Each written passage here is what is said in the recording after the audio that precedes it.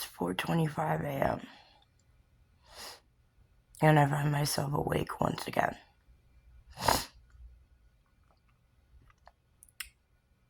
And I wasn't having a nightmare. I was actually having a really good dream.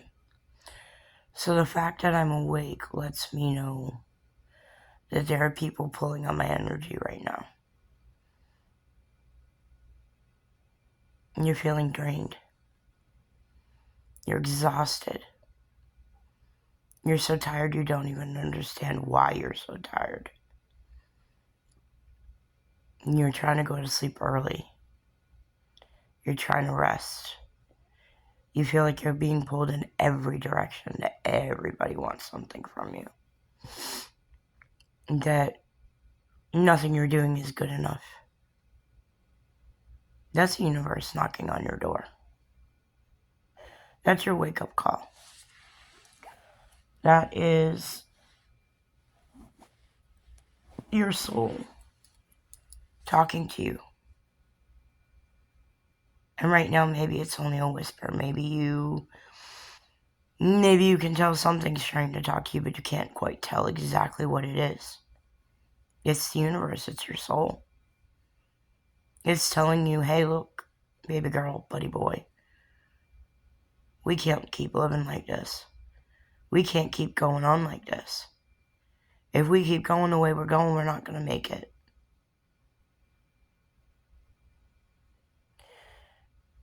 And I can supply energy because I understand it. I understand how it works. I understand the universal law.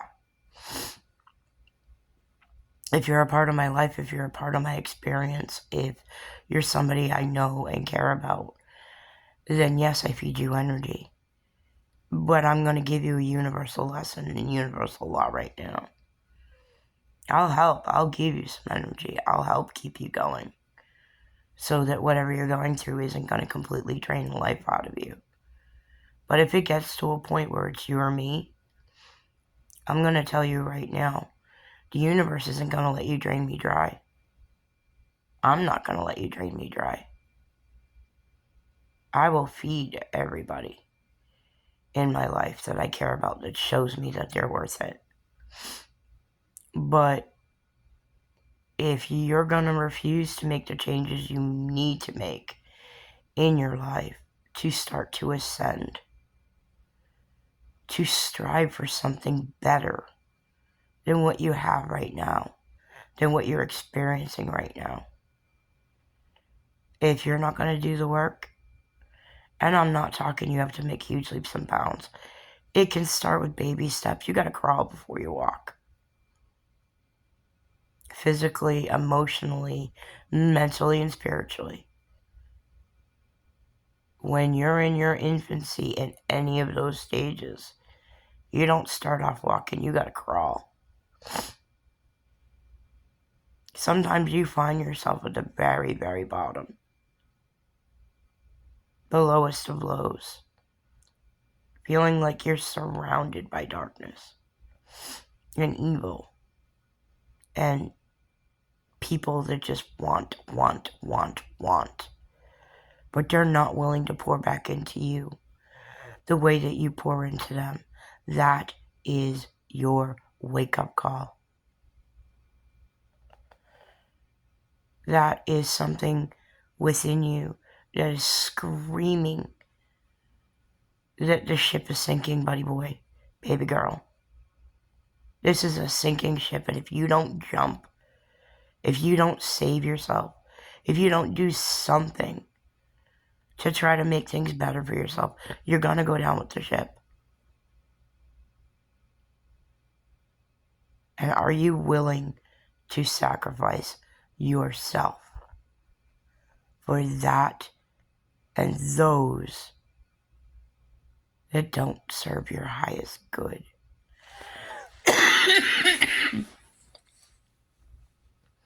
Are you willing to have your essence, your life force drained from you, from situations and people in your life that don't give to you in the same way you give to it or them. If the answer is no, that's your answer. That is the universe. That is your soul screaming at you. How many more signs do I have to give you? I'm knocking. I'm pounding on the door, begging you to let me in. And the longer you ignore me, the longer you pretend you don't hear that whisper. You're looking externally for answers that are inside you. If things don't work outside of your life, if what you see reflected back at you isn't what you want, it's an indication of what you need to work on and heal within your own life.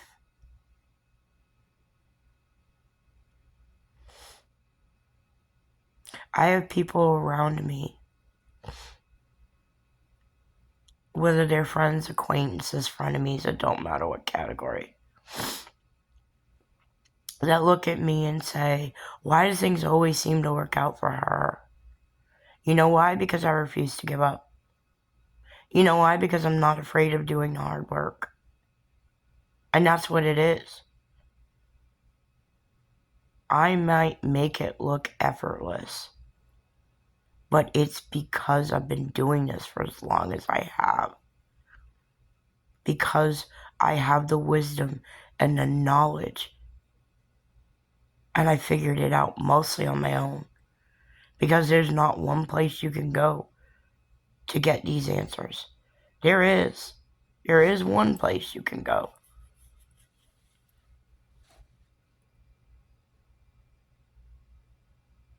But at the same time, there isn't. The one place you can go is a stepping stone. Your relationship with the universe, your relationship with whatever higher power you ascribe to. And it doesn't matter the word, the person, the entity. It does. If it's something dark, your life's not going to improve. If all you ascribe to is darkness, if you can't find the balance between light and dark that's not only within the world, but that lies within you, and learn how to find the balance and know when to exist within the light and the dark simultaneously, using them both when needed. It takes practice. It takes work. But if I can get there, you can get there.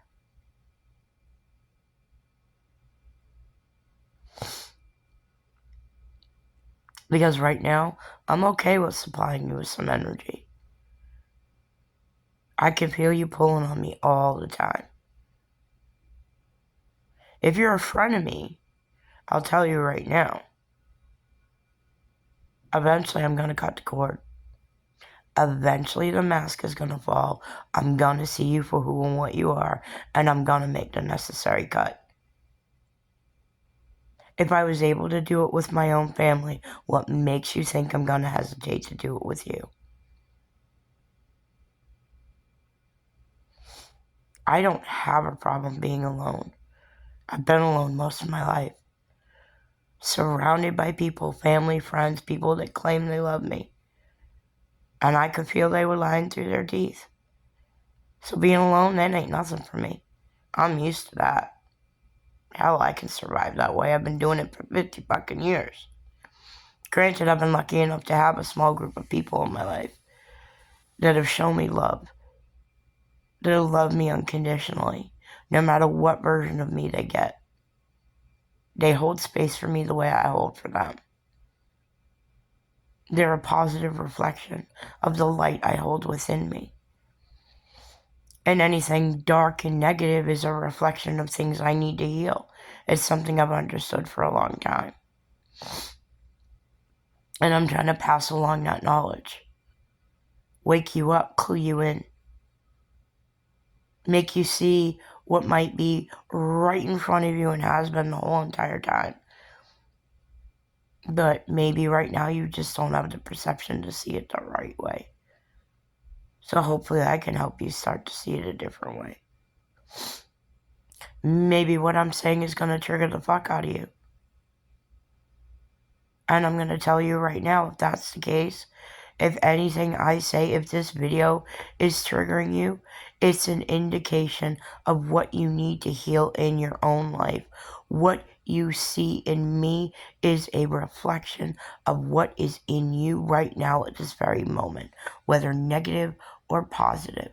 So if it's negative, if the reaction you're having off of me right now is negative, it's a reflection of what you need to heal within yourself.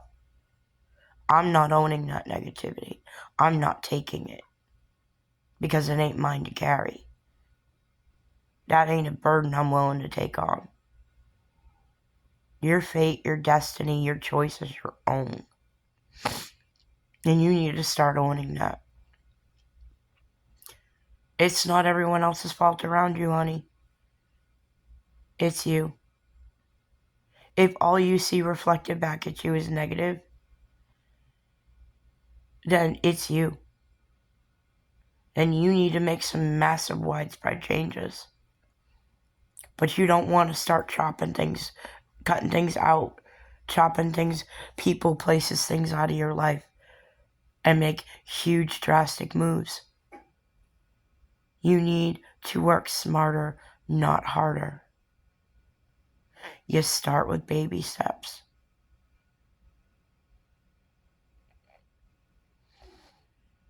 You start with baby steps.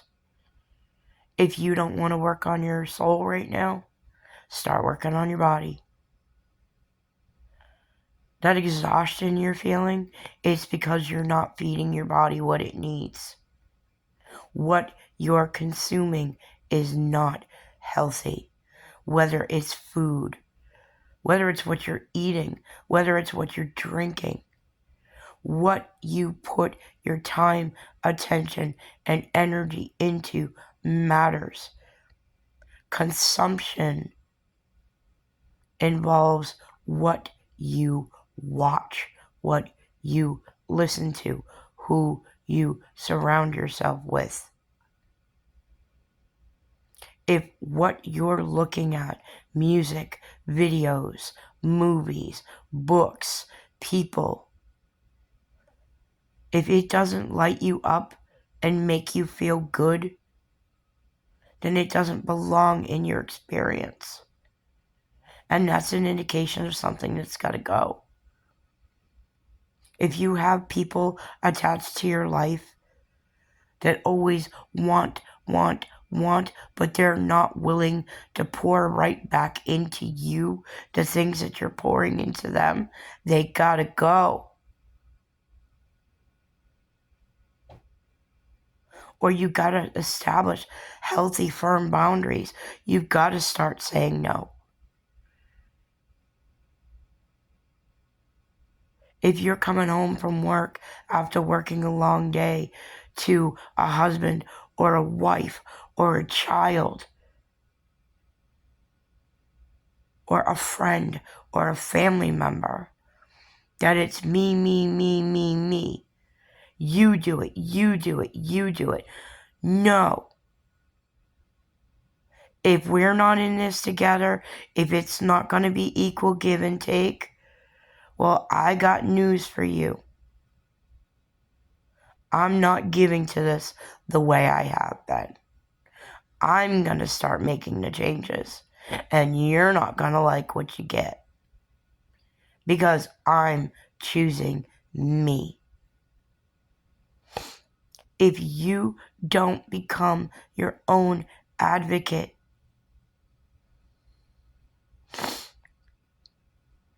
if you're a giver, if you're the type of person that puts others ahead of yourself, it's noble.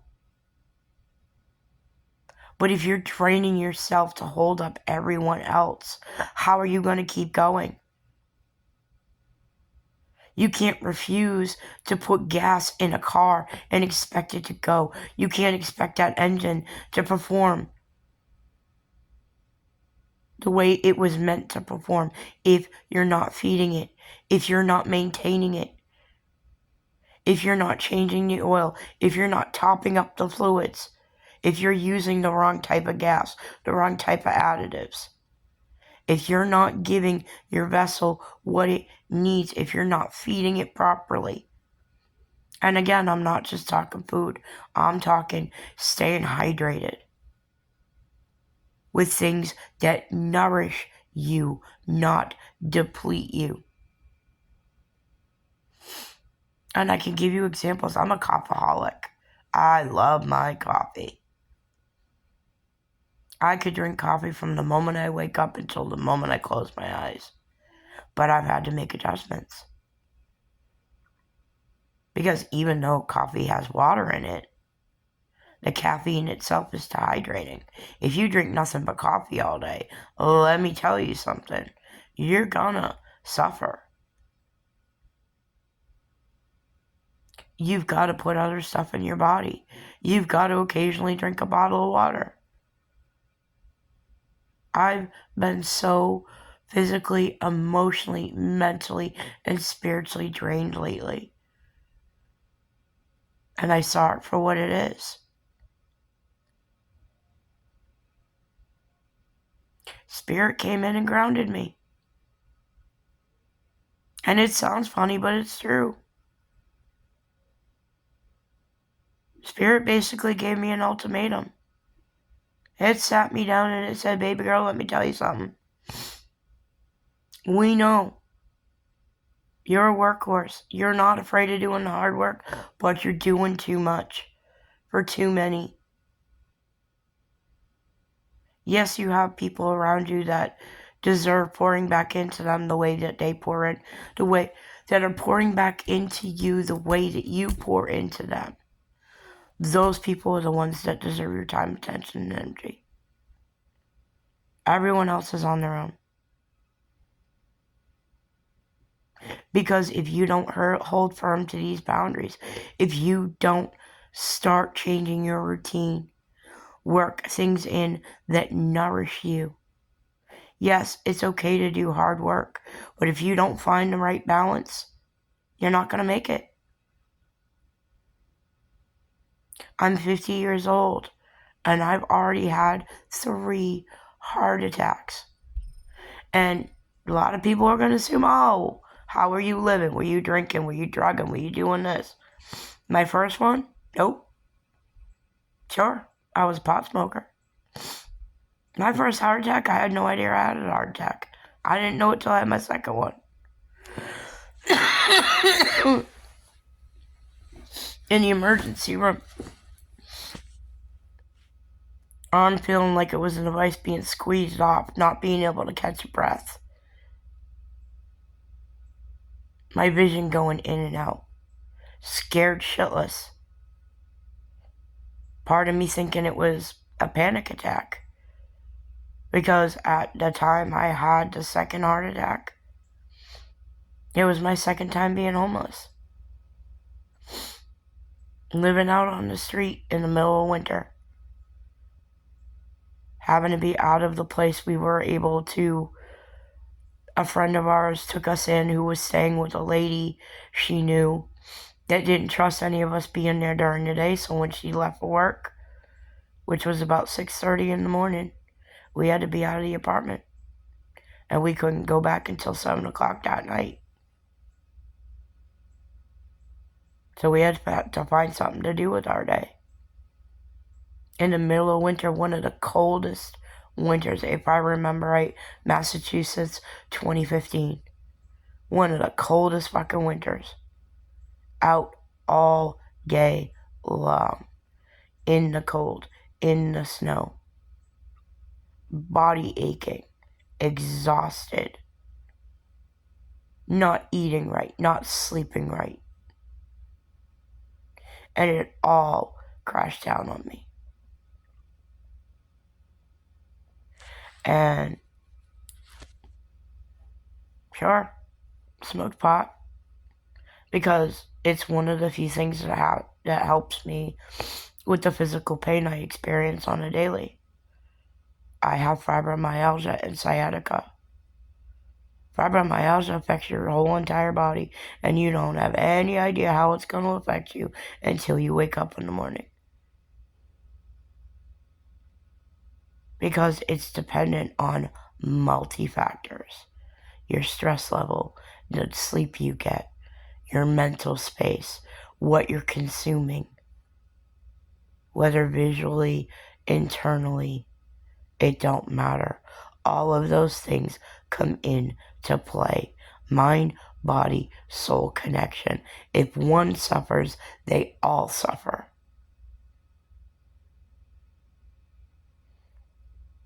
The term depression refers to overall sickness of the mind, body, and soul. It's the universe taking you out of commission, saying, you got to sit down and take a personal inventory. If the shit you're dealing with ain't working for you, then you need to sit down and take a personal inventory, because the change starts with you. And it involves taking an honest look at yourself and your life, the people, places, and things you have within it. And it starts with a tiny change. It doesn't have to be a big change. It can be something small. And let me tell you something. For somebody that grew up being raised a Catholic,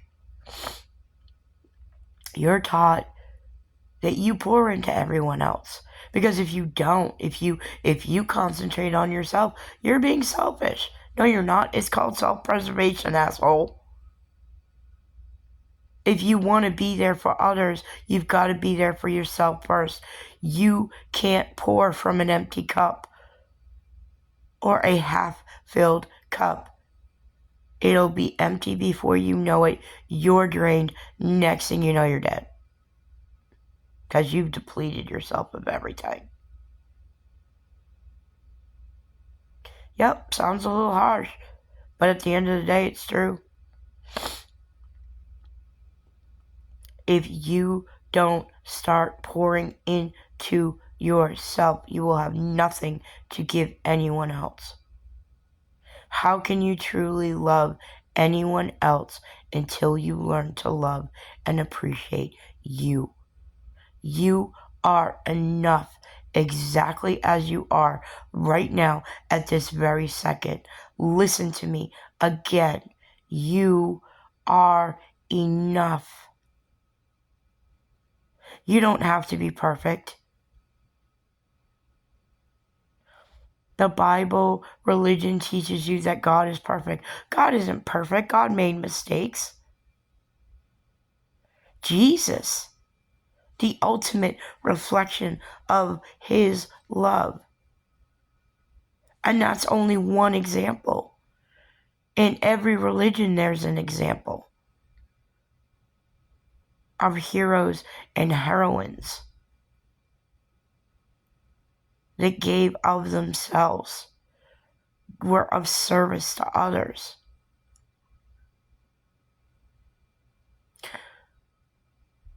But because of the way that religion has taken a foothold, especially Christianity, and I don't have a problem with it, I don't judge it, because my belief system does include some of that.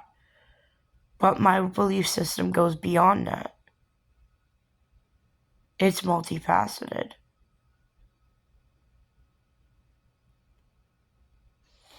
Jesus walks with me. I talk to Jesus all day long. Sometimes even out loud.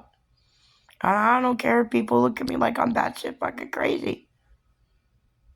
Because your opinion of me does not form my opinion of myself. My opinion of myself is based on what God, source, spirit, guides, angels, ancestors, and my highest self believe about me. And they tell me all the time, they show me all the time by the things that are reflected in my life. And it's fundamentally because of the changes I've been willing to make.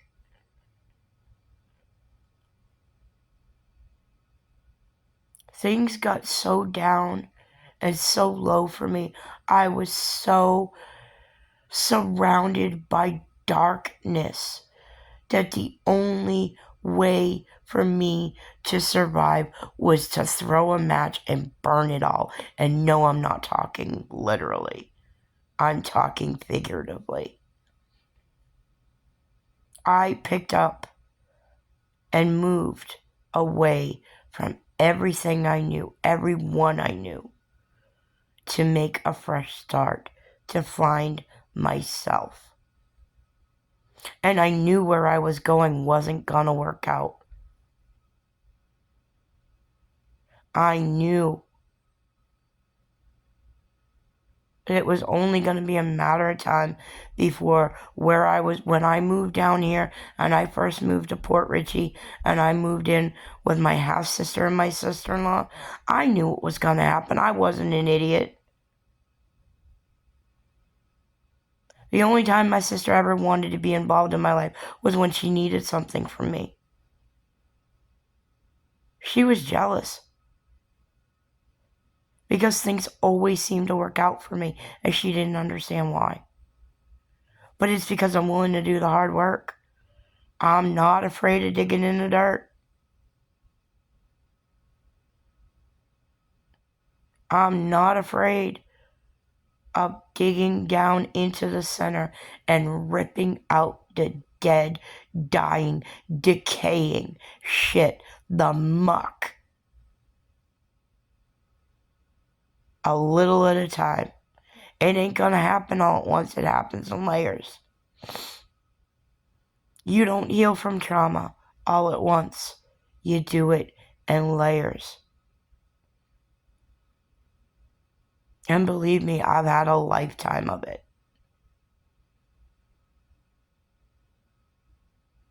I'm what you call hypervigilant. I was in hyper survival mode. I just started to actually live and not just merely be surviving. And I don't even fully know what living means yet, because I'm just stepping into it. So I haven't even begun to see how good it's going to get. I'm just appreciating how good it is now. After 50 fucking years, I finally have a space of my own. Not to say I haven't done it in the past. I have, for short periods of time. The difference now is I'm not willing to lose this stability for anybody. I don't care who you are. It's taken me so long to get here that I am going to protect my stability, my peace, and my joy at all costs. If you're not willing to add to it, you don't belong to enjoy part of the experience. If all you're going to do is be around me to see what you can get off of me, to see what good things will come in your life because you're attached to me, once I decide to cut that cord, once I call judgment on that situation, once I see it for what it is, I've had enough, I've reached my limit, and I say, no more. God, source, spirit, either you deal with this or I'm gonna, and you know how I deal with things, so I'd rather you step in so I don't have to, because I don't really want to go there.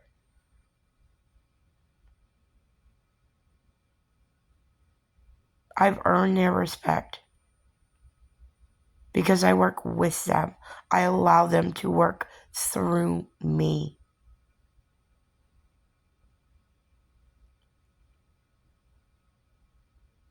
And because I'm willing to do that, when I ask for stuff, 9 times out of 10, I get it.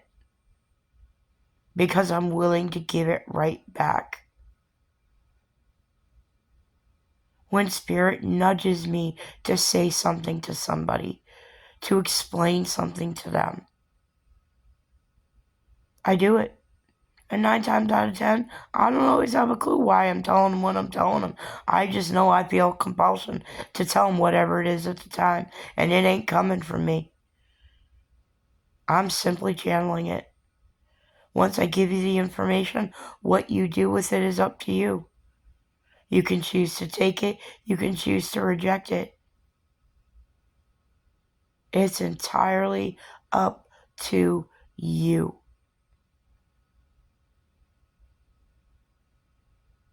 But the universe, God, Source, Spirit, Yahweh, Ganesh, Buddha, whatever you ascribe to, is knocking on the door right now, begging you to answer, trying to tell you and show you there's a better way. Are you going to open the door? Find a little bravery. Find a little courage. Become your own best friend. Become your own advocate. And start clawing your way up to the top from the bottom, a little at a time. If you're walking in darkness, let me be the flashlight. Let me help you find that better way. If I can do it, you can do it. You just simply have to really want it and be willing to do the work for it. And I hope you find the strength, bravery, and courage within you to make those steps. And I'm here. Walking right beside you, holding your hand, whether you can feel it or not. And if you close your eyes and think about it, you can feel it.